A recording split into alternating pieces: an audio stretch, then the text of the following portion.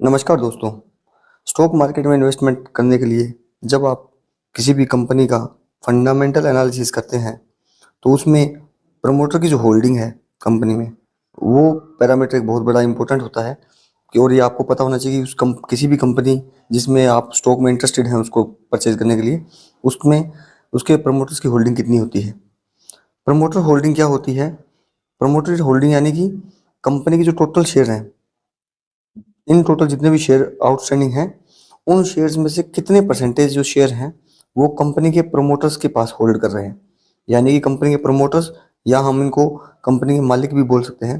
तो कंपनी के मालिकों के पास टोटल जितने कंपनी के शेयर हैं उनमें से कितने परसेंट शेयर हैं वो प्रमोटर होल्डिंग बोला जाता है। प्रमोटर होल्डिंग के बारे में हमने ऑलरेडी अपने चैनल पर एक वीडियो अपलोड कर रखा है जिसे आप देख सकते हैं। आपको फेयर आइडिया मिल जाएगा कि प्रमोटर होल्डिंग हमारे लिए क्यों ज़रूरी है जानना।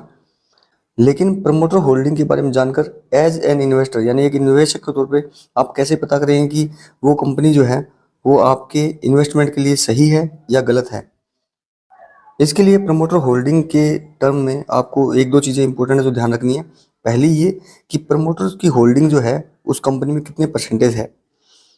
एक रफ सा आइडिया दिया जाता है कि किसी भी कंपनी में अगर प्रमोटर्स की होल्डिंग 50% से ज़्यादा है, यानी कि 50% से ज़्यादा शेयर जो कंपनी है वो उसके प्रमोटर्स या मालिकों के पास है, तो वो कंपनी आपके इन्वेस्टमेंट के लिए सही हो सकती है लॉन्ग टर्म में। लेकिन अगर किसी कंपनी में प्रमोटर्स की होल्डिंग 50% से कम है और या फिर 10% 20% है तो वो एक रेड फ्लैग की तरह काम कर सकता है आपके लिए इन्वेस्टमेंट में।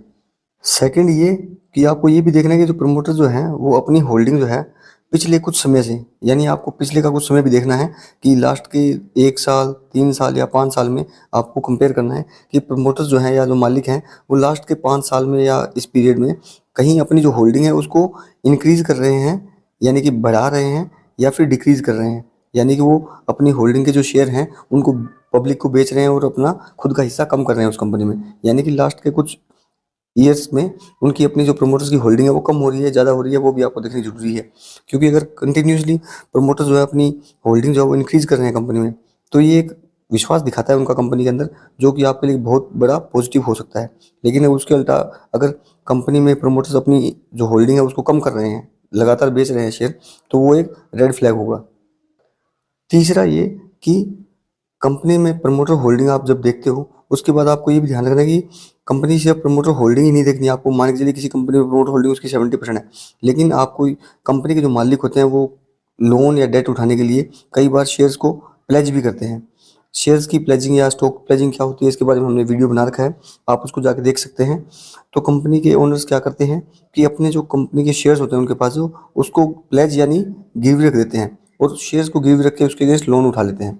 तो आपको ये भी देखना है साथ साथ कि कहीं जो मैक्सिमम उसने शेयर्स हैं प्रमोटर होल्डिंग के उसमें से प्रमोटर्स ने शेयर प्लेज तो नहीं कर रखे हैं। अगर प्लेजिंग किया हुआ है तो वो भी एक रेड फ्लैग की तरह आपके लिए काम कर सकता है और आपको ऐसी कंपनियों से दूर रहना चाहिए।